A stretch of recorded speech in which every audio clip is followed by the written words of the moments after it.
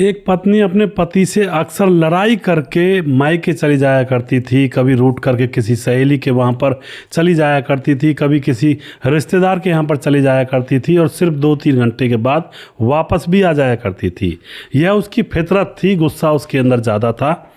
अब दोस्तों यहाँ पर क्या होता है, एक बार ऐसे ही अपने घर से रूठ करके अपने पति से दूर चली जाती है और फिर 4 लड़कों के हत्थे चढ़ जाती है। 4 लड़के उसके साथ बारी बारी से वो कुकृत्य करते हैं जो नहीं करना चाहिए और फिर उसको रेलवे ट्रैक पर लिटा दिया जाता है। उसके दोनों पैर काट दिए जाते हैं। अब दोस्तों यहाँ पर उसके दोनों पैर जा चुके थे। अब उसकी ज़िंदगी बेरंग सी हो गई और वो पछता रही है कि पति से लड़ाई करके क्यों गई थी। उसको नहीं पता था कि बाहर कितने दरिंदे लोग रहते हैं जो खुली हुई औरत को देखते ही लपक लेते हैं। दोस्तों क्या हुआ था इस औरत के साथ, पूरी कहानी जानेंगे और इन कहानियों से, इन खबरों से हमें बहुत कुछ सीखने को भी मिलता है कि जीवन के अंदर कभी भी ऐसा कोई काम नहीं करना चाहिए जिससे हमारे ऊपर गाज गिर जाए और ज़िंदगी कहीं किनारे, ज़िंदगी बेरंग हो जाए, खुशियों से दूर हो जाए। नमस्कार, मैं हूं सुदेश कुमार और तिरछी बात चैनल में आपका स्वागत है। दोस्तों यह घटना हरियाणा के पानीपत के अंदर घटित होती है, जहां पर किला थाना पड़ता है। उस क्षेत्र के अंदर यह घटना घटती है। इस क्षेत्र के अंदर निर्मल नाम की महिला रहा करती है जिसकी उम्र है 32 साल। उसका पति है जिसका नाम है अजय। अजय की उम्र 35 साल है। इनका एक बेटा भी है छोटा सा। दोनों पति पत्नी आराम से रह रहे होते हैं अपने घर में। ऐसी वैसी कोई दिक्कत नहीं है, ना पैसे की तंगी है, ना कोई ऐसी पारिवारिक प्रॉब्लम है घर के अंदर। बस एक समस्या है यहाँ पर, और वो एक समस्या ये है कि जो लड़की, जो पत्नी निर्मल है, उसको गुस्सा बहुत ज़्यादा आया करता है और गुस्से में वह आपे से बाहर हो जाया करती है। कई बार अपने पति से तू मैं उल्टा करने लगती और बहुत बुरी तरह से इन दोनों की परिस्थिति बन जाया करती है जब इन दोनों की लड़ाई हुआ करती है। अब तो 24 जून की बात होती है। 24 जून को भी किसी छोटी मोटी बात को लेकर के इन दोनों के बीच में लड़ाई होती है और लड़ाई इतनी बढ़ जाती है कि जो पत्नी होती है निर्मल, वह घर को छोड़कर बाहर चली जाती है। अब पति को पता था कि यह इसी तरह से लड़ाई में 1-2 घंटे के लिए घर को छोड़कर चली जाया करती है, कभी किसी सहेली के यहाँ, कभी पड़ोस में, और आ जाया करती है। लेकिन दोस्तों आज वो दिन नहीं था जो उसकी पत्नी वापस आ पाती। आज तो कुछ और ही हो गया था। पत्नी घर से निकल गई थी, शाम हो जाती है, शाम तक भी उसकी पत्नी वापस नहीं आती है। अब जो पति होता है अजय, उसको बड़ी चिंता सी होने लगती है कि यार आखिर मामला क्या है। उसके बाद अपनी ससुराल में फ़ोन करता है, आस पड़ोस में जो उसकी सहेलियां थी उनके पास पता करता है, लेकिन कहीं भी वह गई नहीं थी और किसी के पास भी वह नहीं थी। अब ढूंढते ढूंढते सुबह हो जाती है। सुबह भी उसकी पत्नी नहीं आती है, ना ही मायके में थी, ना ही किसी रिश्तेदार के यहाँ पर थी। तो पति बहुत ज़्यादा परेशान, हैरान, और जाकर के पुलिस थाने में FIR दर्ज करवा देता है अपनी पत्नी की गुमशुदगी की। अब पुलिस के पास 26 तारीख को, यानी कि 24 को गायब हुई थी, 26 तारीख को यह FIR दर्ज करवाता है और पुलिस FIR दर्ज करने के बाद कह देती है ठीक है हम पता लगाएंगे। और फिर 26 तारीख की ही शाम को पुलिस इसके पास फ़ोन करती है, जो पति अजय होता है। उससे पुलिस कहती है कि भाई एक लड़की मिली है, रेलवे ट्रैक पर पड़ी हुई थी, होश में नहीं थी। कुछ लोग उसको उठा कर लाते हैं, हॉस्पिटल में एडमिट करवाते हैं। उसके दोनों पांव कट चुके हैं और वो हॉस्पिटल में है। उस लड़की को एक बार देख ली, कहीं वह आपकी पत्नी तो नहीं। पानीपत के रेलवे स्टेशन के पास ही पटरियों पर वह औरत लहूलुहान अवस्था में मिली हुई है। अब तो जो यह पति होता है अजय, इसकी धड़कनें तेज़ होने लगती हैं। सोचता है यार मेरी पत्नी ना हो, कहीं कहीं निर्मल ना हो, उसके साथ कुछ ना हो गया हो। वह दौड़ करके जाता है पुलिस के पास। पुलिस तुरंत उसको हॉस्पिटल में ले जाती है जहाँ पर यह कांड हुआ था, मतलब वह महिला एडमिट थी। वहाँ जाने के बाद अजय जैसे ही अपनी पत्नी को देखता है, वह उसी की पत्नी थी दोस्तों, और ज़ोर ज़ोर से रोने लगता है। निर्मल को देखते ही अजय बुरी तरह से रोने लगता है, कहने लगता है यही मेरी पत्नी है और क्या हुआ इसके साथ, इसने कुछ बताया या नहीं बताया। तो महिला कांस्टेबल बताती है उसको कि एक बार इसको होश आया था थोड़ी देर के लिए, तो यह होश आते ही डर गई थी और कह रही थी कि मुझे मत मारो, मुझे मत मारो। इस तरह से ज़ोर ज़ोर से चिल्ला रही थी। और थोड़ा सा पूछने की हमने कोशिश की तो इसने बताया कि यह घर से रूठ करके चली गई थी और पानीपत के रेलवे स्टेशन पर बैठी हुई थी। वहाँ पर एक लड़का इसके पास आता है, आकर के इससे पूछताछ करने लगता है कहाँ से हो, क्या कहाँ जा रही हो, बहन कहकर बात करता है। अब वह कहती है कि भैया मैं तो अपने पति से रूठ करके आई हूँ, हमारा झगड़ा हो गया और बहुत लड़ते हैं, बहुत परेशान करते हैं, अब मैं जाऊँगी नहीं। अब तो यहाँ पर दोस्तों वह जो लड़का था तुरंत उसका दिमाग घूम जाता है, सोचता है कि अब मौके का फ़ायदा उठाना चाहिए।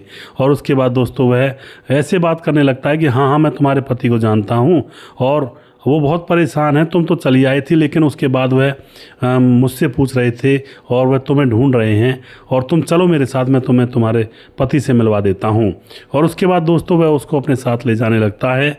लेकिन यहाँ पर क्या होता है, वह कहने लगता है कि देखो डब्बे के अंदर तुम्हारे पति बैठे हैं, ट्रेन के डब्बे में, और वो आ नहीं रहे हैं, वो तुमसे थोड़े से नाराज़ से और खफा से हैं, लेकिन वह तुमसे मिलना चाहते हैं। अब वह डब्बे में उस औरत को ले जाता है, लेकिन दोस्तों वहाँ पर तो पहले से ही 4 लोग और थे उस डब्बे के अंदर और वह अकेला डब्बा था। तो दोस्तों उस महिला को वह उस रेल के डब्बे में ले जाते हैं और वहाँ जाकर 4 लोग उसके साथ वहसियत और दरिंदगी करते हैं। और दोस्तों वहसियत दरिंदगी करते रहते हैं, वह बार बार कहती रहती है मुझे छोड़ दो, मुझे जाने दो, लेकिन वह उसको जाने नहीं देते हैं। और फिर जब उनका मन भर जाता है तो रेल की पटरियों पर उसको फेंक देते हैं। इसलिए फेंकते हैं जिससे कि रेल आएगी और यह रेल के नीचे आकर इसकी मौत हो जाएगी, क्योंकि वह औरत बेहोश हो चुकी थी। इन लोगों ने इतना उसके साथ बुरा हाल किया था। अब तो वह लोग तो वहाँ से भाग जाते हैं, लेकिन यह जो महिला थी, रात का अंधेरा हो चुका था, यह उस पटरी पर बीच में नहीं गिर पाती है, पटरी से थोड़ी दूर गिर जाती है और पाँव इसके पटरी पर ही थे। अब तो ट्रेन आती है और इसके दोनों पाँव को उड़ा देती है और यह बार बार यही कहती है मुझे मत मारो, मुझे मत मारो। उसके बाद दोस्तों दूसरे दिन यानी कि 25 तारीख को लोगों को सुबह सुबह पटरी पर यह मिलती है पड़ी हुई और फिर इसको यह हॉस्पिटल ले जाते हैं और वहां जाकर इसका ट्रीटमेंट करवाते हैं। यह कहानी वह महिला कांस्टेबल बताती है इसके पति को। पति यह बात सुन करके बहुत ही ज़्यादा अपने ऊपर अपने आप को कोसता है कि अगर मैं नहीं लड़ता तो यह घर से बाहर नहीं जाती और इसके साथ ऐसा कुछ नहीं होता। अब यह किस तरह से जिएगी दोनों पैरों के बगैर। तो दोस्तों इस तरह से पति वहाँ पर फूट फूट कर रोने लगता है। अब दोस्तों जो पुलिस होती है वह उन आरोपियों को ढूंढने में लग जाती है। अब आरोपी मिल भी जाएंगे, उनको सज़ा भी हो जाएगी, लेकिन औरत तो पाँव से गई ना। अब वो किस तरह से जिएगी, किस तरह के हालातों में रहेगी। उसकी जो रंगीन ज़िंदगी थी वो बेरंग हो चुकी है, क्योंकि बिना अपने हाथ पाँव के तो ज़िंदगी बहुत ही ख़राब होती है दोस्तों। दूसरे के ऊपर आश्रित होना पड़ता है, बहुत बुरा समय होता है ये जब किसी के हाथ पाँव नहीं होते हैं। यहाँ पर दोस्तों सबसे पहली गलती ये थी कि सबसे पहले अनजान पर भरोसा नहीं करना चाहिए, लेकिन इस महिला ने अनजान शख्स पर भरोसा किया था, उसे अपने घर तक की बात बता दी। ये बात अपने बच्चों को भी सिखानी चाहिए, माँ बाप को, कि अगर घर से बाहर जाओ ना, कोई पूछे कौन कहाँ का है, कौन से गांव का है, कौन कौन रहते हैं परिवार में, तो किसी को ना बताएं। कौन न जाने कब कैसा फ़ायदा उठा ले, ये चीज़ इस चीज़ का ध्यान रखना चाहिए। अब तो दोस्तों यहाँ पर इस लड़की से गलती हो ही गई थी और गलती का हर्जाना इसको भुगतना पड़ेगा ज़िंदगी भर। दूसरी बात यह है कि बिना पैरों के अब इसकी ज़िंदगी अच्छी खासी जहन्नुम नर्क बन चुकी है। और तीसरी बात यह है कि अपने गुस्से को कंट्रोल रखें, क्योंकि घर परिवार, ऐसा कौन सा घर परिवार है जहाँ पर पति पत्नी की लड़ाई ना होती हो। पति पत्नी की लड़ाइयाँ अक्सर होती रहती हैं और कहा जाता है कि लड़ाइयाँ जितनी ज़्यादा होती हैं उतनी ज़्यादा प्यार भी बढ़ता है उन दोनों के बीच में। अब यहाँ पर लड़ाइयाँ होती हैं, लेकिन पत्नी को और पति को भी अपने गुस्से के ऊपर कंट्रोल रखना चाहिए। लड़ाई हो भी जाए तो ऐसा कदम नहीं उठाना चाहिए, क्योंकि यह तो रोज़ रोज़ के झमेले होते हैं। अब यहाँ पर इसने सोचा कि जैसे रोज़ चली जाती हूँ ऐसे ही आ जाऊँगी और इस पति की अकल ठिकाने लगा दूँगी 2 घंटे में। जबकि 2 घंटे जाओ या 6 महीने जाओ या 2 साल जाओ, किसी की कोई अकल ठिकाने नहीं लगा सकता। ये तो वक्त और हालात अकल ठिकाने लगाते हैं, जैसे कि उल्टा इस औरत की अकल ठिकाने वक्त ने और हालातों ने लगा दी। तो दोस्तों कभी भी ऐसा ना करें, घर के अंदर झगड़ा करें ही ना, थोड़ा सा प्यार से ही काम को ले लें और प्यार से बात निकाल लें। अब यहाँ पर आप कुछ कहना चाहते हो तो अपनी राय कमेंट बॉक्स में लिख सकते हैं। और ऐसी घटनाओं को देखने के बाद थोड़ा सा विचार ज़रूर करिएगा कि अकेले कहीं ऐसे रूट कर ना जाएं, और रूट कर चले भी गए हैं तो किसी को ये ना बताएं कि मैं अकेली हूँ या मेरी घर से लड़ाई हुई है, अकेली भाग कर आई हूँ, तो फिर दूसरे इंसान को मौका मिल जाता है।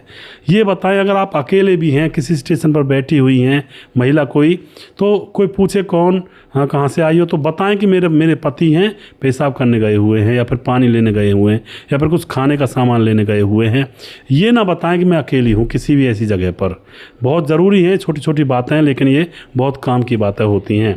दोस्तों आप जो भी कुछ कहना चाहते हो आप कह सकते हो कमेंट बॉक्स में। वीडियो के लास्ट में कुछ भाइयों के नाम लेना चाहूँगा जो भाई हमारे वीडियोज़ को देखते हैं और हमें खूब सपोर्ट करते हैं। हमारे साथ है दोस्तों केदार सिंह जो कि हमारे वीडियोज़ पर लगातार कमेंट करते हैं। राम मोहम्मद यासीन लाहौर पाकिस्तान से हैं। कुमार विमल हैं जो कि वीडियोज़ पर लगातार कमेंट करते हैं, बहुत बहुत धन्यवाद करते हैं भाई का। उसके बाद हमारे साथ हैं दिलीप राजपूत, जिला खंडवा गोकुल गांव से हैं। सुंदरलाल अहीरवार हैं जो कि ग्राम मरदेवरा, जिला छतरपुर से।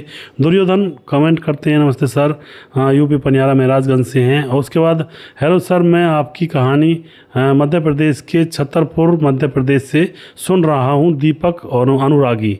बहुत बहुत धन्यवाद करते हैं जी। खेमराज भाटी चिट्ठी गुज्जर चिट्ठी जीबी नगर यूपी 16 से। छगन दास कमेंट करते हैं, आवाज़ का काम बहुत ख़राब है, आवाज़ का कम बहुत ख़राब है, खराबी है। और छगन दास खारडा बांध राजस्थान स्वदेश जी, फेसबुक पे नाम लिया करो और फेसबुक में सेव करूंगा, फेसबुक से शेयर करूंगा। जी आप बिल्कुल करें छगन दास जी। और सभी दर्शकों से अनुरोध है, वीडियो को जिसको देखा करें उसको एक बार शेयर ज़रूर कर दिया करें, उससे हमें भी फ़ायदा होता है क्योंकि वीडियो आगे चलती है। और दूसरी बात, आप जैसे और भाइयों को भी फ़ायदा होता है इन कहानियों से, तो सबके पास ये कहानियाँ पहुँचें तो किसी के साथ कोई घटना होने से बच जाए तो हम और आप अपने आप को धन्य समझेंगे। तो शेयर ज़रूर कर दिया करें, बहुत ज़रूरी होता है। उसके बाद हमारे साथ हैं मोहम्मद कलाम, हमारे भाई कमेंट करते हैं जी, मेरा नाम लीजिए मोहम्मद कलाम, और लुधियाना से हैं, रहते हैं। और लुधियाना में आपके वीडियो बहुत अच्छे लगते हैं इनको। और सर मेरा भी कमेंट में नाम दीजिए। बिल्कुल जी, आपका नाम लिया है भाई मैंने। पंकज कुमार कमेंट करते हैं। राम बहादुर सिंह कमेंट करते हैं। राधे श्याम शर्मा सिरसी जयपुर राजस्थान से हैं। राजकिशोर चौरसिया महाबलेश्वर महाराष्ट्र से हैं। और मोहम्मद मुजाहिद कमेंट करते हैं। और उसके बाद हमारे साथ रफ़ीक खान हैं जो कि कमेंट करते हैं। सत्य टंडन कमेंट करती हैं। और कुछ भाई हमारे फेसबुक पर हैं, उनके भी नाम ले लेता हूं जो कि कमेंट करते हैं और हमें सपोर्ट करते हैं। हमारे साथ रामलाल लड्ढा। अब इसमें तो यही कहूँगा कि अंत भला तो सब भला, अथवा यह भी कह सकते हैं कि देर आए दुरुस्त आए। बहुत अच्छी प्रेरणादायक कहानी कहने के लिए बहुत बहुत धन्यवाद रामलाल जी, आपका बहुत बहुत धन्यवाद। और इसी तरह से रामलाल जी आप हमें सपोर्ट करते रहिए, आपका बहुत बहुत धन्यवाद। समाधान पाटिल हमारे भाई कमेंट करते हैं, राम जी भाई साहब, आपकी कहानी आदमी को कैसे जीना है, समाज में रहना है, ये सारी चीज़ें सिखाती हैं। और बहुत बहुत धन्यवाद। जलगांव महाराष्ट्र से हैं। अनिल कुमार कमेंट करते हैं, माइक बहुत बड़ी लगा रखी है। तो अनिल कुमार जी माइक इसलिए बड़ी लगा रखी है जिससे कि थोड़ी आवाज़ साफ़ आए, क्योंकि हर माइक में आवाज़ साफ़ नहीं आती है, तो इससे बहुत अच्छी आवाज़ आती है, इसलिए मैंने ये लगा रखी है। और अब इस पे काम करूँगा। अभी मंगाई थी मैंने थोड़े दिन पहले। उसके बाद हमारे साथ हैं जय गुप्ता कमेंट करते हैं। अनिल कुमार कमेंट करते हैं। राम गोसाई कमेंट करते हैं। सुजीत कुमार कमेंट करते हैं। और अजय प्रजापति कमेंट करते हैं। प्रेमचंद शर्मा कमेंट करते हैं, राम राम भाई साहब, कहानी सुनकर अच्छा लगा। मुकेश कुमार यूपी 83 से हैं। रतनलाल शर्मा, राम राम भाई साहब, आपकी कहानी बहुत अच्छी लगती हैं। मुनमुन श्रीवास्तव जी हैं, बहुत ही अच्छी कहानी है, राम राम जी, बिहार 28 से। मुनमुन जी आपका बहुत बहुत धन्यवाद। और उसके बाद हमारे साथ मोनू जैन कमेंट करते हैं। सूरज डियो हमारे भाई कमेंट करते हैं, फिजी से, लगातार वीडियोज़ में बने रहते हैं। भाई का बहुत बहुत आशीर्वाद हमारे ऊपर रहता है, बहुत बहुत धन्यवाद करते हैं भाई का। जिस भाई का नाम रह गया है उस भाई का नाम अगले वीडियो में ज़रूर लूँगा। अगला वीडियो बहुत जल्दी फिर से लेकर आऊँगा। तब तक आप खुश रहें, सावधान रहें। जय हिंद, जय भारत।